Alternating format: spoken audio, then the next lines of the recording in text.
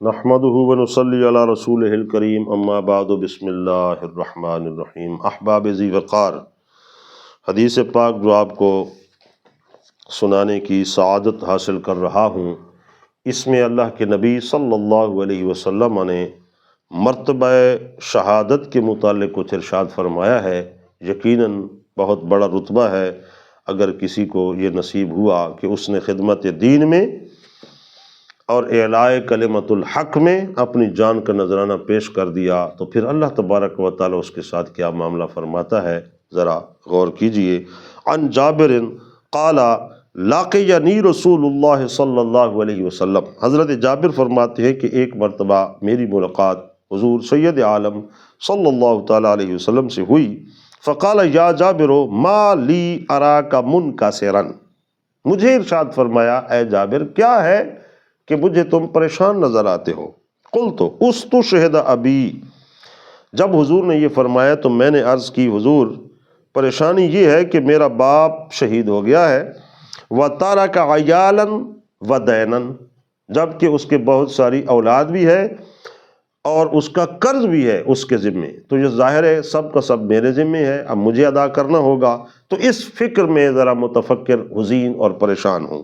قال، تو حضور نے ارشاد فرمایا افلا ابشرک بما لقی اللہ بہ اباک، کیا میں یہ تمہیں خوشخبری نہ سناؤں کہ اللہ کی آپ کے باپ کے ساتھ جو ملاقات ہوئی اس واقعے کو بیان کر کے۔ قلت بلا یا رسول اللہ، میں نے عرض کی حضور لازمی ارشاد فرمائیے کیا ملاقات ہوئی ان کی؟ تو قال ما کلم اللہ احدا قط الا من وراء حجاب، کہ اللہ تبارک و تعالی نے آج تک جس کے ساتھ بھی کلام فرمایا ہے تو حجاب درمیان میں تھا، ما وراء الحجاب کلام فرمایا۔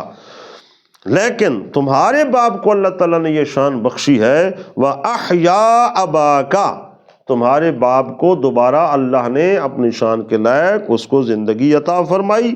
فَكَلَّمَهُ كَفَاحًا، اور بلا حجاب بالمشافہ اللہ تبارک و تعالیٰ نے اس کے ساتھ کلام فرمایا، اور کلام کیا فرمایا؟ سبحان اللہ۔ قال یا عبدی، اللہ تعالیٰ نے تمہارے باپ کو یہ فرمایا اے میرے بندے تمنا علی اعطیکا، مجھ سے تمنا کرو کیا چاہتے ہو، جو مانگو گے میں تمہیں عطا فرماؤں گا۔ سبحان اللہ۔ قال یا رب، تو اس نے پھر آگے سے تمنا کیا ظاہر کی، وہ بھی بڑی خوشکن ہے۔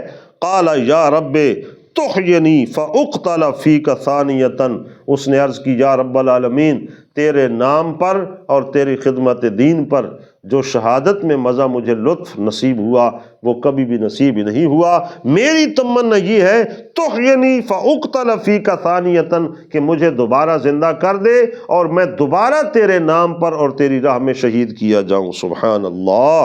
قال الرب تبارک و تعالی انہ قد سبق منی انہم لا یرجعون، فنزلت ولا تحسبن الذین قتلوا فی سبیل اللہ امواتا، پھر اللہ تبارک و تعالی نے فرمایا کہ یہ تو میری تقدیر کا معاملہ ہے کہ جو یہاں آ گیا اس کے لیے واپسی نہیں ہے۔